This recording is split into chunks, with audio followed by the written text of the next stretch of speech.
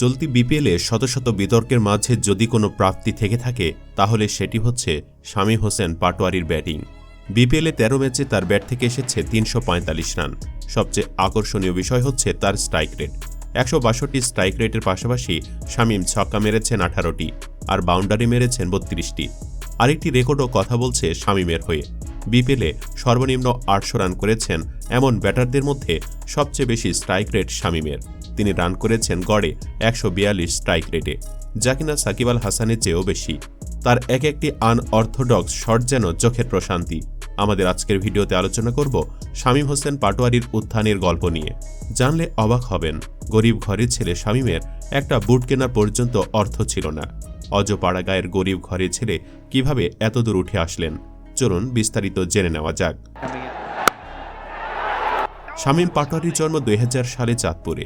শামীম একজন solid allrounder. Batting বোলিংয়ের সঙ্গে ফিল্ডিংটিও নিজেকে দারুণভাবে চিনিয়েছেন তরুণ এই ক্রিকেটার। বাংলাদেশকে অনূর্ধ্ব ১৯ বিশ্বকাপের শিরোপা পায়ে দিতে বড় ভূমিকা রেখেছিলেন তিনি। শামীমের গ্রামের বাড়ি ইলিশের রাজধানী চাঁদপুরের ফরিদগঞ্জ উপজেলার প্রত্যন্ত ধানোয়া গ্রামে। তার বাবার নাম আব্দুল হামিদ পাটোয়ারি, মা রিনা বেগম। ক্রিকেটার হয়ে ওঠার পথে বাবার চেয়ে চাচা আনোয়ারের সমর্থনই বেশি স্মরণ করেন বাংলাদেশ অনূর্ধ্ব ১৯ দলের এই অলরাউন্ডার। সবসময় শামীমের পাশে ছিলেন চাচা। চাচার পাশাপাশি চাচাতো ভাইদেরও সহযোগিতা পেয়েছেন শামীম।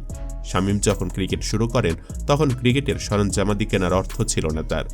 তখন তার সাহায্যের জন্য এগিয়ে আসেন চাচা আনোয়ার। স্থানীয় ক্রিকেটে শামীমের আশা জাগানিয়া পারফরমেন্স দেখে শামীমের চাচা তাকে ভর্তি করে দেন ক্লেমন ক্রিকেট একাডেমিতে। যদিও শামীমের বাবা চাইতেন ছেলে ভালো চাকরি করে তাদের মুখে হাসি ফোটাবেন, কিন্তু শামীমের প্রতিভা নজরে আসে তার চাচার। তাই তো ভাইয়ের অবাধ্য হয়ে ভাতিজাকে ক্রিকেটে খেলতে দেন চাচা। সেখান থেকেই শামীমের ঠিকানা হয় দেশের ক্রিকেটের সুদিকাগার বিকেএসপি। নিজের অর্থ খরচ করে শামীমকে বিকেএসপিতে ভর্তি করেন তার চাচা। ক্লেমন একাডেমিতে অনূর্ধ্ব ১৪ থেকে অনূর্ধ্ব ১৬ পর্যন্ত খেলেছিলেন শামীম। বিকেএসপিতে ভর্তি হন ২০১৫ সালে। এরপর অনূর্ধ্ব ১৭, অনূর্ধ্ব ১৮ হয়ে অনূর্ধ্ব ১৯ দলে জায়গা করে নেন তিনি। ২০১৮ যুব বিশ্বকাপের জন্য বাংলাদেশের ক্যাম্পে ডাক পেলেও সেবার মূল দলে জায়গা হয়নি তার। এরপর জায়গা পান ২০২০ সালের যুব বিশ্বকাপের দলে। আগেরবার বিশ্বকাপের দলে জায়গা না পাওয়ার আক্ষেপ মিটে গিয়ে তার হাতে ওঠে বিশ্বসেরা ট্রফি। শামীম হোসেন পাটোয়ারির বড় ভাই মনির হোসেন পাটোয়ারি জানান, ছোটবেলা থেকেই ক্রিকেটের প্রতি খুব দুর্বল ছিল শামীম। বাড়ির উঠানে কিংবা পতিত জমিতে সঙ্গীদের নিয়ে ক্রিকেট খেলত সে। তবে পড়াশোনার দিকেও তার ঝোঁক ছিল। গ্রামের সবুজ নামে আরেক যুবক বলেন, বেশ ডানপিটে শামীম বর্ষা এলেই পুকুরে কিংবা পাশের ডাকাতিয়া নদীতে দল বেঁধে সাঁতরে বেড়াত। যার হাতে প্রতিষ্ঠিত হয়ে শামীম হোসেন পাটোয়ারি আজ দেশ বিদেশে পরিচিতি পাচ্ছেন, সেই কোচ শামীম ফারুকি জানান, ২০১১-১২ সালে যখন আমার কাছে ছিল তখন খুব দুষ্ট ছিল শামীম। তবে প্রশিক্ষণে কখনো ফাঁকি দেয়নি। তাকে নিয়ে যেখানেই যেতাম সবার নজর কাটত শামীম। আর সেই সময় থেকেই আমার ভাবনা ছিল শামীম একদিন বড় মাপের ক্রিকেটার হবে। এদিকে এলাকাবাসীর সঙ্গে ছেলের জন্য দেশবাসীর কাছে দোয়া চেয়েছেন শামীম পাটোয়ারির বাবা কৃষক আব্দুল হামিদ পাটোয়ারি ও মা রিনা বেগম। তবে তাদের একটু আকুতিও আছে। চাঁদপুর ফরিদগঞ্জ মূল সড়ক থেকে তাদের গ্রামের বাড়ির যে সড়ক তার বেহাল দশা। ভাঙ্গা আর কাদামাখা সড়কটির প্রতি একটু নজর দিতে সংশ্লিষ্টদের প্রতি আহ্বান জানান তারা। বয়সভিত্তিক ক্রিকেটে মারকাটারি ব্যাটিংয়ের জন্য শামীম খুব দ্রুতই নির্বাচকদের নজরে আসেন।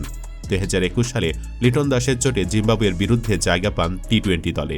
অভিষেকেই জিম্বাবুয়ের মতো বৈরী কন্ডিশনে ১৩ বলে ২৯ আর পরের ম্যাচে ১৫ বলে অপরাজিত ৩১ রানের ঝোড়ো ইনিংস খেলে হইচই ফেলে দেন দেশের ক্রিকেটে। কিন্তু এরপর ক্রমে হারিয়ে যেতে থাকেন শামীম। একের পর এক সিরিজে ব্যর্থ হতে থাকেন। কিছু করতে পারেননি টি-20 বিশ্বকাপেও। ফলে বাদ পড়তে হয় জাতীয় দল থেকে। ২০২০ সালে একটি ম্যাচেও সুযোগ পাননি। পরে ২০২৩ সালে বিপিএলে ভালো খেলে আবারও ফেরেন জাতীয় দলে। অভিষেক হয় ওয়ানডেতেও ২০২৩। এরপর ২০২৪ সালটাও ভালো কেটেছে শামীমের। ওয়ানডেতে শামীমকে ভাবা হচ্ছে ভবিষ্যতের রিয়াদ হিসেবে। লিস্টে ক্রিকেটে শামীম খেলেছেন ৪৮ ম্যাচ, যেখানে ব্যাট হাতে ৪৪ ইনিংসে করেছেন ১০৯৩ রান, ৬ অর্ধশতক ছাড়াও আছে একটি সেঞ্চুরি। গড় ২৯-এর কিছুটা নিচে। তবে ৮০-এর ওপরে থাকা স্ট্রাইক রেট দলকে আশা দেখাচ্ছে। বাংলাদেশ দলে এই মুহূর্তে চলছে লোয়ার মিডল অর্ডার ব্যাটারের সংকট। অভিজ্ঞ মাহমুদুল্লাহ রিয়াদের বিকল্প হিসেবে অনেককে খেলিয়েছে টিম ম্যানেজমেন্ট। তবে কাউকে এখন পর্যন্ত নির্ভরযোগ্য হিসাবে পাওয়া হয়নি। তাই শামীমে আশা ভরসা বাংলাদেশের, কারণ বাংলাদেশের পাওয়ার হিটারের অভাব সবসময়ের। ভৌগোলিক কারণ, খাদ্যাভ্যাস সবকিছু মিলে পাওয়ার হিটার দেখা যায় না খুব একটা। শামীমকে বাংলাদেশের ভবিষ্যৎ দলে সেই অভাব পূরণের যোগ্য একজন হিসেবে ভাবছেন অনেকে। গত ওয়েস্ট ইন্ডিজ সিরিজেও দুর্দান্ত শামীমকে দেখা গেছে। 13 বলে 27, 17 বলে 35 রানের মতো মারকাটারি ইনিংস উপহার দিয়েছেন শামীম। আর চলতি বিপিএলের কথা কি বলবো, তিনি যেভাবে উইকেটের চারপাশে 4 ছক্কা মারছেন, তাতে তাকে বাংলাদেশের এবি ডিভিলিয়ার্স না বলে উপায় নেই। গ্রুপ পর্বের শেষ ম্যাচে ফরচুন বরিশালের বিপক্ষে চিটাগাং কিংসকে জয়ের নায়ক ছিলেন শামীমই। বিপিএলের প্রথম কোয়ালিফায়ারে শামীম হোসাইনের ৭৯ রানে ভর করে ফরচুন বরিশালের বিপক্ষে ১৪৯ রানের লড়াকু সংগ্রহ করে চিটাগাং কিংস। মোট কথা, বিপিএলে চিটাগাংকে একাই টেনেছেন শামীম। মানে এ যেন নতুন শামীমকে দেখছে দেশ। নতুন বলার অবশ্য কারণও আছে। নিজের ব্যাটিংয়ের অনেক কিছু পরিবর্তন করেছেন বলেই ব্যর্থতা কাটিয়ে রান পাচ্ছেন শামীম। ডিভিলিয়ার্সকে আইডল মানা শামীম বলেছেন, দক্ষিণ আফ্রিকার কিংবদন্তি ব্যাটার এবি ডিভিলিয়ার্সকে অনুসরণ করেই ব্যাটিংয়ে পরিবর্তন এনেছেন তিনি। শামীম বলেন, ডিভিলিয়ার্সের ব্যাটিংটা ফলো করি, নিজের ব্যাটিংয়ে খুব বেশি পরিবর্তন আনিনি, শুধু হেড পজিশনটা বদলে ফেলেছি। দল তো আসলে সবার থেকে অনেক কিছু আশা করে। আমাদের দলের পরিবেশটা দারুণ, অনেক কিছু নিয়ে কথা উঠেছে, আমরা সেসবের দিকে না তাকিয়ে নিজেদের খেলাটা খেলেছি। তার ব্যাটিংয়ে কিছু পরিবর্তনের রেশও অবশ্য মাঠে দেখা গেছে। বাংলাদেশের ক্রিকেটে আনঅর্থোডক্স ব্যাটিংয়ের নতুন অধ্যায় লিখছেন তিনি। রিভার্স স্কোপটা এক অর্থে তিনি আজকাল সাকিব আল হাসান বা মোহাম্মদ আশরাফুলের চেয়েও ভালো খেলেন। শামীম বরাবরই এমন। চলতি বিপিএলে তিনি ৩৪৫ রান করেছেন, তার ৬০% বেশি এসেছে উইকেটের পেছনে। চাইলে তাকে ওয়ান ডাইমেনশনাল ব্যাটার বলতে পারেন, চাইলে বলতে পারেন চতুর ব্যাটার। ফিনিশিংয়ে তো এই চতুরতাই দরকার। ফিনিশারের কাজটাই তো নিজের শক্তির জায়গা খুঁজে নিয়ে দ্রুত সিদ্ধান্ত নেওয়া। শামীম পাটোয়ারি সে জায়গায় ঠিকঠাক পরীক্ষায় উতরে যাচ্ছেন। শুধু আকর্ষণীয় শট খেলা নয়, ফাঁকা জায়গা বুঝে শুনে শট খেলতে তার জুড়ি নেই। ফিনিশারের কাজ বরাবরই কঠিন, ভুল করার সুযোগ নেই। আর এখনকার মারকাটারি ক্রিকেট যুগে এসে ফিনিশারকে কখন ব্যাট করতে নামতে হবে সে নিশ্চয়তা নেই। পুরো বিপিএল জুড়ে এই শামীমই যেমন বিচিত্র সব পরিস্থিতিতে দলের হাল ধরেছেন, তাই এখানে শরীরের সাথে সাথে মানসিকভাবে প্রস্তুত থাকাটাও জরুরি। এই বিপিএলটাও শামীমের ক্যারিয়ারের পূর্ণতা প্রাপ্তির সময় বলা যায়। এমনিতে ২০২৪ সাল ছিল তার টি-20 ক্যারিয়ারের সেরা বছর।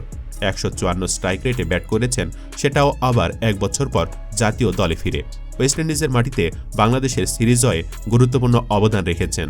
সেই ধারাবাহিকতার ছাপ এবার বিপিএলেও। এই ধারাবাহিকতা অব্যাহত থাকলে আখেরে লাভ বাংলাদেশ ক্রিকেটেরই। দর্শক, আশা করি শামীমের কাঁধে চড়ে বাংলাদেশ এগিয়ে যাবে অনেক দূর। শামীম পাটোয়ারির ব্যাটিং কেমন লাগে আপনার কাছে জানিয়ে দিন কমেন্ট বক্সে। ভিডিও ভালো লাগলে লাইক দিন এবং শেয়ার করুন, আর অবশ্যই চ্যানেলটি সাবস্ক্রাইব করুন। ধন্যবাদ।